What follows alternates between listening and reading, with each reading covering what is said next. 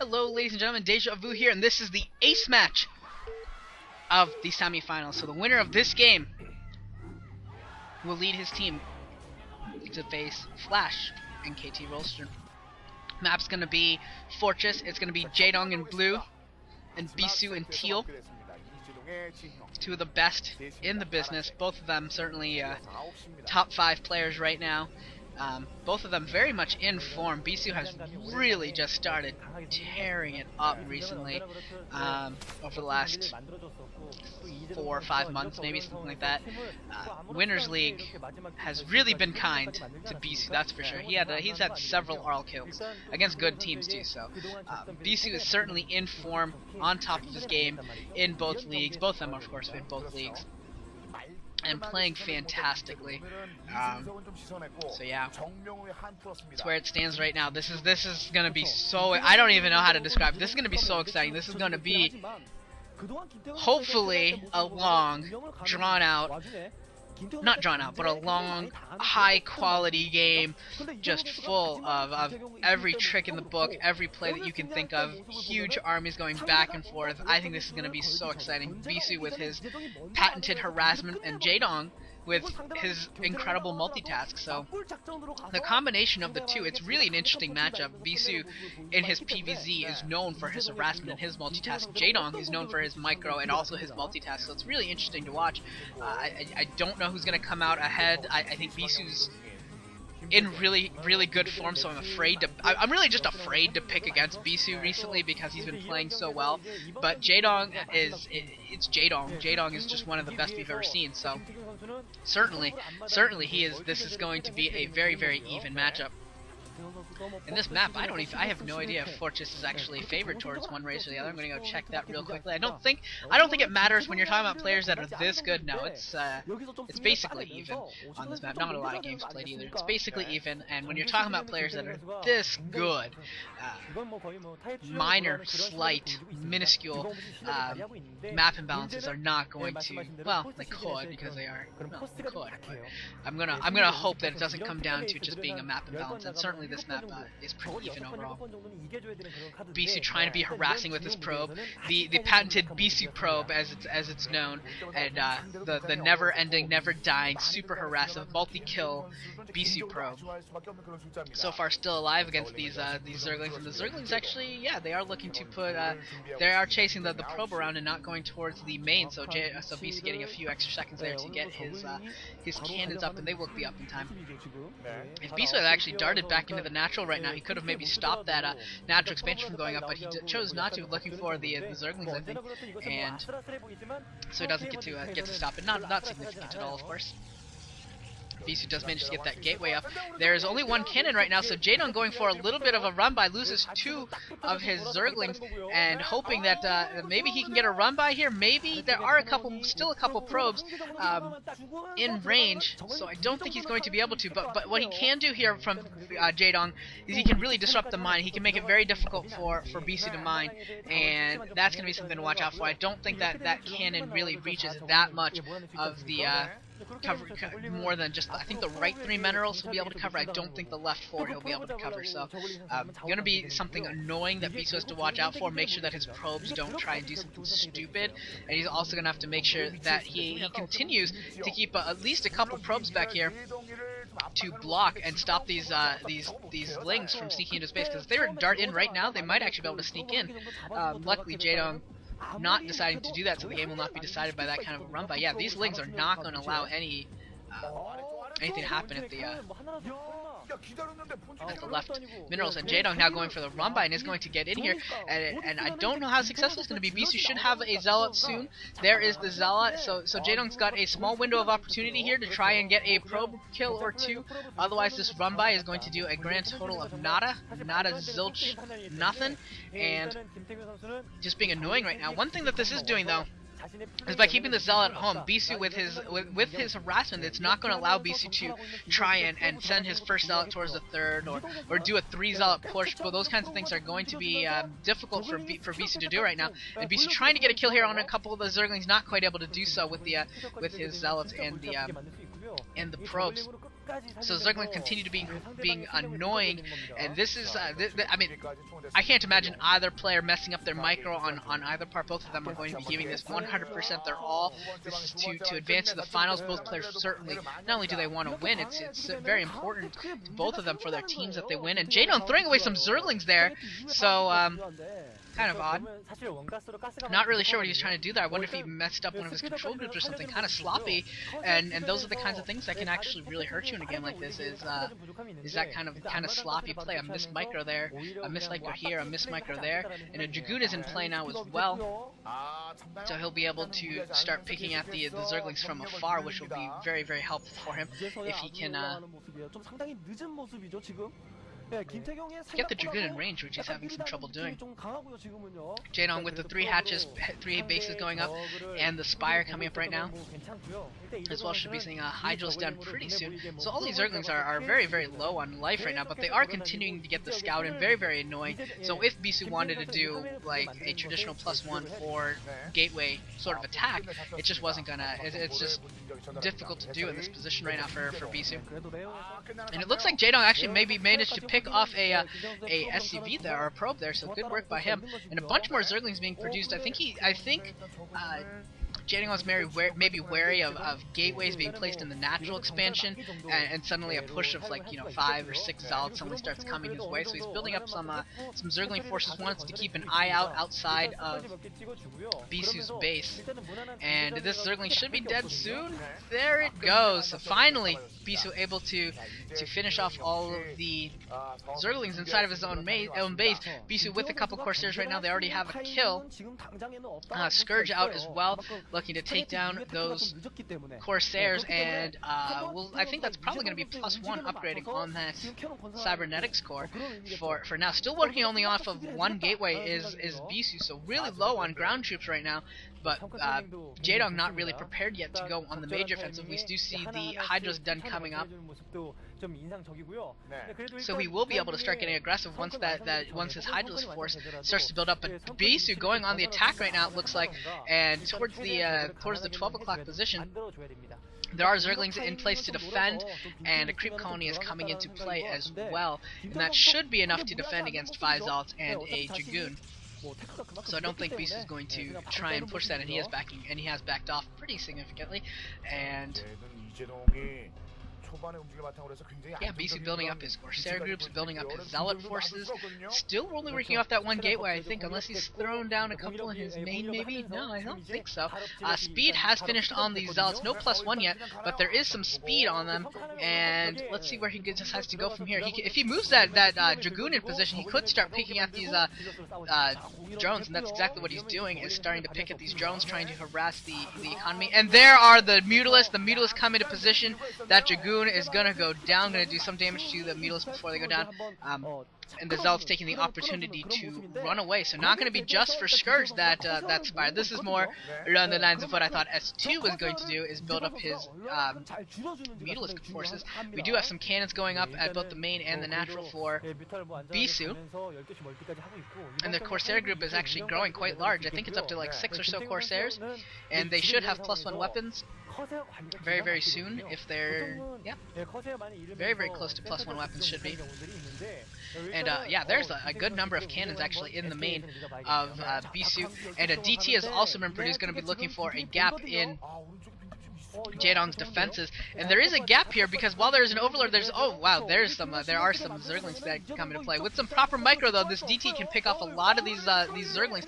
I don't know if he has the capability, and these Corsairs picking up tons of the Scourge, and now the Mutalisks are somewhat naked right now and don't have the defense of the Scourge. So usually you see the opposite happen. You usually see the Mutalisks and the Corsairs or the Mutalisks and the Scourge catching the Corsairs off guard. This time it was the other way around, the Corsairs catching the Scourge off guard.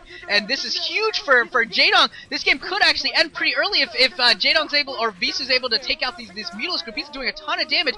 Coming with the Zealots as well, trying to get in here and take out some more of the static defenses. Not having a lot of luck. Luckily for Jaedong right now, so far the Sunken Colonies are holding. Now both Sunken Colonies have fallen, and the Corsairs still trying to chase the Mutalisk. A couple Scourge are in the area, trying to pick out the the Scourge. Most of the Corsairs have gone down. Just a single Corsair left, but on the other hand, only a couple Mutilas left, and both players have lost most of their forces here. But Jaedong does survive and has taken his 4th base. So Jaedong surviving that attack. He lost a lot. Certainly lost a lot of his Mutilas. Lost a lot of money in that. But so did Bisu. Bisu invested a lot in that attack as well, losing all those Corsairs and the Zealots. So very interesting right now. And Bisu streaming in with some more Zealots with the +1 upgrade. No anti-air here, but there's only a few Mutilas. Oh, there's a Templar, or I'm sorry, not a Templar. There is an Archon coming into play, so that's where his anti-air is going to come from. It needs to get into play and needs to start picking out these Mutilas. Able to do so. Looks like, oh, come on, you got to get that that Archon into position. Looks like he's, what are you doing with that Archon? Pick a target, Archon. There we go. The Archon trying to kind of struggling here to get hits where necessary. A couple Zealots going into the 12 o'clock main here, and Zealot chasing them as well. So this Archon doing a good amount of damage right now, and the Zealots as well actually able to get some drone kills. Look at that, that's a 3-kill Zealot, so that's important. And Bisu able to nullify a lot of the mining going on here, and that Archon has, with 4 kills, could get some more as well. Just trying to stay out of range of that sunken colony. We'll see if Bisu is willing to reinforce this attack. I don't think so, and this Archon's going to go down, but it did get several hits on those Mutilas, so those Mutilas are quite damaged right now. Bisu transferring probes over to the top left base and has Corsairs going pretty heavily in his main again, so it looks like he's building up that force. This Overlord moving towards the top left is going to see that base as well. We haven't seen the Hydras or the Lurkers come into play yet. I've basically just been seeing Muta Ling for Jaedong at some point. I think we're soon, I hope we're going to be seeing a transition. An Archon morphing inside of the main along with Corsairs and the cannons, so I think Bisu is very much prepared for any sort of a Muta build. I don't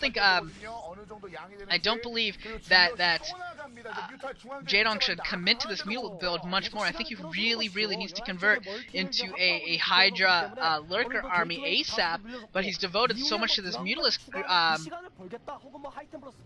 forces that I don't know if he's got the money to be able to build up the numbers that he really needs. He's just put so much money in these Mutilas. Corsairs going around picking off a couple more Overlords, and here comes an attack on the main with the Zealots as well as a supporting Archon, and so far, or 2 supporting Archons, and the Archons have not really been able to get going yet on these Mutilas, but it's dangerous for both players right now.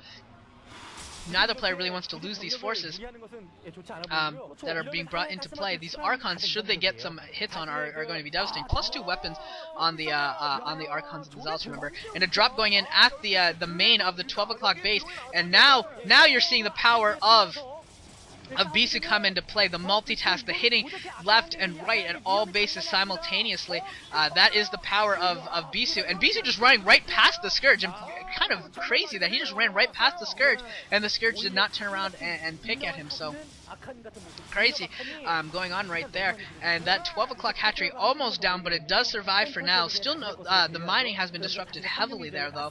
Mining has been disrupted at a lot of both of the 12 o'clock bases for Jaedong. Bisu does have the 3rd base operational and looking to take a 4th at the inside 9. So Bisu looking like he's in good shape. Jaedong, if he's able to defend, will be in decent shape economically. He's trying to play a lot of sunken defense, though. That's a lot of minerals, a lot of drones being spent on sunken defense. So he's really going to have to play very well defensively and convert this into some offensive firepower, because he can't just let Bisu expand either. And right now he can't really be aggressive at all. He just doesn't have the forces. He is working on getting some Hydras and Lurkers, thankfully. Finally, he's going to need more. For sure. We're seeing the gateways. I think we're up to about 7 gateways or so. For Bisu, we'll probably see a couple more throw down shortly.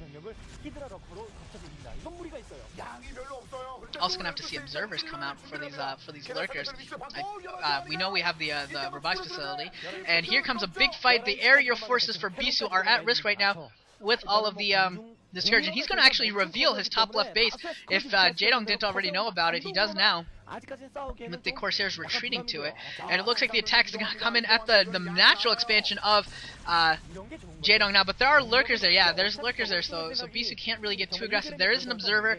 Bisu's going to need a lot more observers, a couple cannons at the inside 9, going to kill off a couple of the Scourge. So Jaedong still with his army composition not the best to deal with, is able to catch a bunch of the Corsairs though. So with the Mutilas he can try to pick off the High Templar, but it's going to be complicated because there's so many Corsairs, and we're seeing Archons and Dragoons being mixed in. If he tries to dart in there with the Mutilas and is a little bit unlucky trying to pick off the High Templar, we could see the Mutilas forces go down, and Jaedong will really lack mobility in his military. This ball for Bisu is growing, is becoming quite powerful, and this is what I'm talking about, separating the forces of Jaedong. If only he was able to keep them a little bit more separated. They weren't that separated. They came in with a pretty good, ended up being a pincer. But here comes a big fight going on here, and there's a storm going off, a nice storm going off by Bisu. There's a huge opportunity. There's another nice storm going off on a couple more of the lurkers, so most of the lurkers have gone down. Do we have any more storms left? Another storm going down on a couple more lurkers, so they all go down, and I think this is going to be a decisive win for Bisu. This may be enough to come away with the victory. Some Hydras going for that inside 9 position, but it's not going to matter. There aren't enough Hydralisks left there to take down that base. And now I think we're going to see Bisu go on the offensive, particularly with the Corsairs still in the air.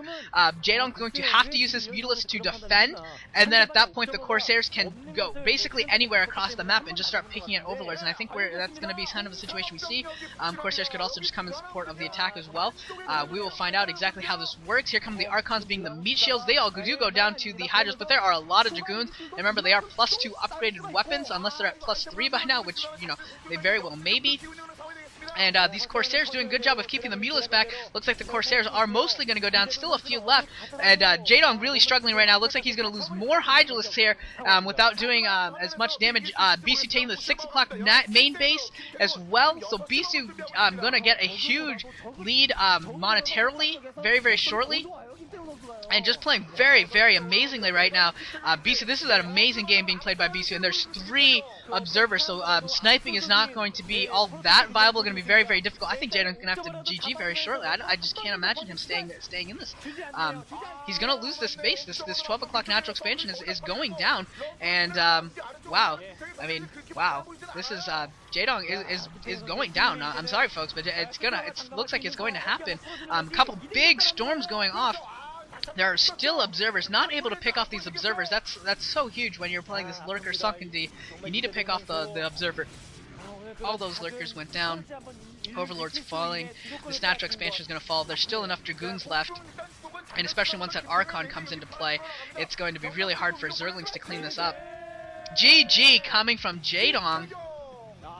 So Bisu, Avenging Fantasy, Bisu is going to lead SKT into the finals against Flash, Stats, and the rest of KT Rolster, and that'll be actually played tomorrow.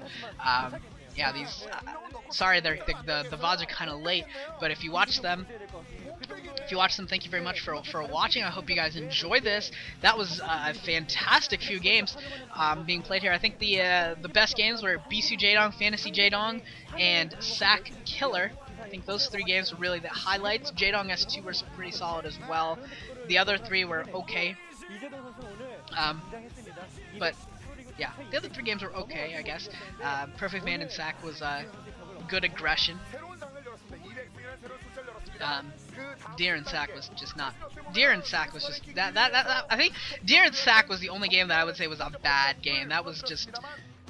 I almost kind of want to make that set go away, make it disappear, and pretend it was